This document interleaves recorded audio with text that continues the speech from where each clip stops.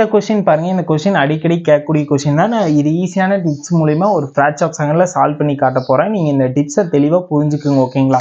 First இங்க லாஸ்ட்ல இருக்கிற நம்பர் எழுதுங்க. 1/3 அதை 1,3ன்னு எழுதிக்கிங்க. ஓகேங்களா? நெக்ஸ்ட் என்ன பண்ணீங்கன்னா எவ்வளோ நம்பர் இருக்குன்னு சொல்லி பாருங்க. 1 2 3 அதனால கம்மா கொடுத்து 3 டேஷ் போடுங்க. ஓகேங்களா?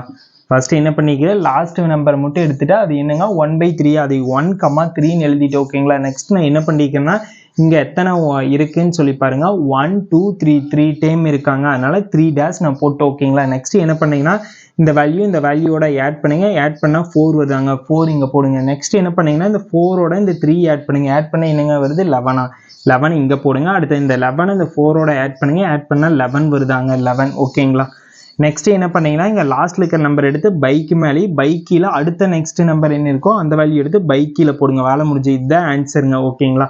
இப்போ இது நான் ஈஸியாக அப்ரோச் பண்ணி காட்டுறேன். ஃபர்ஸ்ட் இது 1 + 1/3 பண்ணோம்னா என்னங்க வரும், 4/3ன்னு வருமாங்க. 4/3 வந்து மேலே 3 போயிரு, கீழே 4 வந்துருமாங்க. கன்வெர்ட் பண்ணி பார்த்தீங்கனாலும் இதே ஆன்சர் தான் வரும். ஓகேங்களா?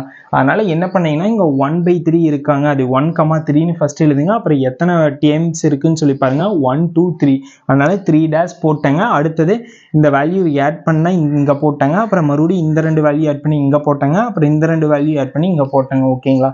இது ஃப்ராக்ஷன் ஆஃப் செகண்ட்ல சால்வ் பண்ணிடலாம். உங்களுக்கு இந்த டிப்ஸ் பிடிச்சிருந்தா இந்த டிப்ஸை அப்ரோச் பண்ணுங்க. இல்லாட்டி நான் டேரெக்டாகவே இந்த வேல்யூ ஃபைண்ட் பண்ணிட்டு இந்த வேல்யூ இங்கே மேலே ரெசிப்ரோக்கல் சேஞ்ச் பண்ணி போட்டு கண்டுபிடிங்க. தப்பே இல்லை. உங்களுக்கு எந்த மெத்தடு பிடிக்குதோ அந்த மெத்தடை அப்ரோச் பண்ணுங்க. அந்த மெத்தடு எல்லாத்துக்கும் தெரியணும்னே அந்த மெத்தடில் நான் அப்ரோச் பண்ணல. ஓகேங்களா? இந்த மெத்தடை ஒரு சில கேண்டிடேட்டுக்கு ஈஸியாக புரியும், அவங்க இதை யூஸ் பண்ணிக்கிங்க. ஓகேங்களா?